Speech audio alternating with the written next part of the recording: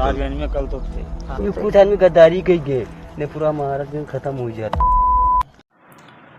अभी आप कुछ लोगों को वीडियो में बोलते हुए सुन रहे होंगे कि पूरा महाराजगंज को जलाने का इन लोग का मन था, लेकिन पुलिस और प्रशासन 2 घंटा का ही मौका दी, नहीं तो अगर ज़्यादा मौका मिला रहता तो पूरा महाराजगंज को जलाने का ये लोग का विचार था। जिस तरह से आप वीडियो में सुन रहे हैं, बहुत चौंकाने वाला खुलासा हुआ है, क्योंकि जो आपका दैनिक भास्कर जो अखबार है उसने स्टिंग रिपोर्टिंग किया है और डिजिटली प्लेटफॉर्म पर अपना ये वीडियो भी डाला है दैनिक भास्कर।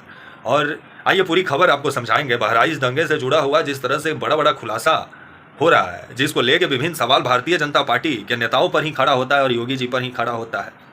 आइए पूरी खबर समझाएंगे, वीडियो को अंत तक देखिएगा तभी आप समझ पाएंगे। नमस्कार, मेरा नाम विश्वजीत कुमार और आप देख रहे हैं वाक फॉर इंडिया न्यूज। आपका 13 और 14 अक्टूबर को माता रानी का प्रतिमा के विसर्जन के दौरान जो महसी से जो माता रानी का प्रतिमा का विसर्जन निकला, जो महाराजगंज पहुंचा, जहां सांप्रदायिक हिंसा हुआ। आपका एक व्यक्ति राम गोपाल मिश्रा का मौत के बाद जिस तरह से सांप्रदायिक हिंसा देखने को मिला, और वो गोपाल मिश्रा का जो मौत हुआ, दरअसल वो एक जो आपका अब्दुल हमीद बताया जा रहा है, जिसके छत पे हरा झंडा लगा हुआ था मोहम्मद पैगंबर साहब का जो झंडा को उतारने के लिए ये अब्दुल हमीद का छत पे चढ़ा, जिस दौरान इसके ऊपर गोली चला और इसका मौत हुआ। तो वहीं इस घटना को लेकर के दैनिक भास्कर जिस तरह से बहुत बड़ा खुलासा किया है, क्योंकि ये अपना स्टिंग रिपोर्टिंग करके और खुफिया तरीके से जो लोग इस दंगा में शामिल थे उनसे बातचीत करके दैनिक भास्कर जिस तरह से सच्चाई सामने रखा है, जिस पर यूपी पुलिस और योगी जी पर भी विभिन्न सवाल खड़ा होता है कि जब यूपी पुलिस ही मिली हुई हो दंगाइयों के साथ, तो फिर उस दंगा को कौन कंट्रोल करता बहराइच में उस दिन। क्योंकि जिस तरह से स्टिंग रिपोर्टिंग जो दैनिक भास्कर किया है खुफिया तरीके से, उसमें साफ पता चल रहा है कि पुलिस और प्रशासन का पूरा छूट दिया गया था दंगाइयों को एक विशेष धर्म के घर में आग लगाने के लिए। क्योंकि इस वीडियो से साफ यही जाहिर होता है, और जिस तरह से वीडियो में बोलते हुए ये लोग सुने जा रहे हैं कि इन लोगों को तो पूरा महाराजगंज जलाने का विचार था और एक विशेष समुदाय के घरों को पूरे तरीके से ये लोग जलाने का मन बनाए हुए थे आपका बहराइच का महाराजगंज में। आइए सुनिए ये लोग क्या बोल रहे हैं। हम पूरा दैनिक भास्कर का जो स्टिंग रिपोर्टिंग है वो मैं नहीं दिखा सकता हूं, क्योंकि वो दैनिक भास्कर का प्रॉपर्टी है, और उसका कुछ झलकी आप सुनिए, उसी से आपको अंदाज मिल जाएगा। तो उस दिन बहराइच में प्रशासन दंगा को रोक रहा था कि दंगा को भड़का रहा था। सुनिए।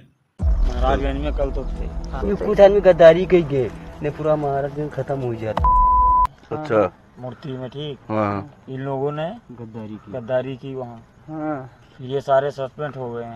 दूसरे अभी आप कैमरे पर 2 लोगों को बोलते हुए सुन रहे होंगे कि ये लोग पूरा महाराजगंज को जलाना चाहते थे और एक विशेष धर्म के घरों को पूरे तरीके से फूंक देना ये लोग चाहते थे उस दिन महाराजगंज में। वो तो प्रशासन सिर्फ 2 घंटा का छूट दिया, और ज़्यादा छूट दिया रहता तो इससे और भयावह नज़ारा और बड़ा दंगा देखने को मिलता महाराजगंज में। जिस तरह से खुफिया कैमरे पर ये 2 व्यक्ति जिस तरह से चौंकाने वाला खुलासा कर रहे हैं, और ये दोनों आरोपी दंगा में भी शामिल थे, ऐसा खबर भी आ रहा है। और ये दोनों आरोपियों का कहना है कि वो तो पुलिस प्रशासन सिर्फ 2 घंटा का छूट दी, जिसको लेकर के विभिन्न सवाल खड़ा हो रहा है कि जिस तरह से बहराइच का महाराजगंज में पुलिस और प्रशासन के ऊपर ये जिम्मेवारी था दंगा रोकने का, लेकिन वही पुलिस प्रशासन पे अब आरोप लग रहा है कि वो दंगा को होने दिया गया, पुलिस प्रशासन उसको नहीं रोकी, और पूरे तरीके से दंगाइयों का सपोर्ट में उस दिन महाराजगंज में पुलिस और प्रशासन थी, जिसको लेकर के अब विभिन्न सवाल खड़ा हो रहा है। जिस पुलिस और प्रशासन के ऊपर ये जिम्मेवारी होता है कि राज्य का कानून व्यवस्था बनाए रखे, जिले का कानून व्यवस्था बनाए रखे,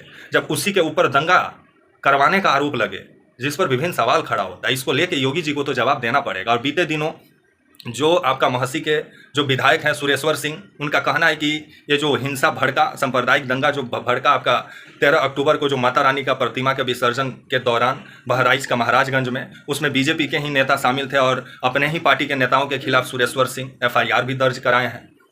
तो इसको लेकर के बीजेपी को तो जवाब देना पड़ेगा। वहीं अखिलेश यादव का कहना है कि उत्तर प्रदेश पुलिस और उत्तर प्रदेश सरकार अपना नाकामी छिपाने के लिए इनकाउंटर करती है और बुलडोजर चलाती है। अभी इस पर पूरे तरीके से राजनीति भी गरमाया हुआ है। तो वहीं दैनिक भास्कर का जो स्टिंग रिपोर्टिंग जो दैनिक भास्कर किया है, जो खुफिया कैमरे पर जो दंगा में लोग शामिल थे, उनसे जब दैनिक भास्कर बातचीत किया तो आप सुने ही कि कैसे ये लोग पूरे महाराजगंज को ये लोग जलाना चाहते थे, लेकिन वो तो प्रशासन 2 घंटा का ही छूट दिया, जिसको लेकर के विभिन्न सवाल खड़ा हो रहा है कि जो योगी जी बेहतर कानून व्यवस्था का आए दिन कसीदा पढ़ते हैं उत्तर प्रदेश में, लेकिन उन्हीं के उत्तर प्रदेश में पुलिस के ऊपर लग रहा है कि दंगा करवाने में पुलिस का ही हाथ था बहराइच में।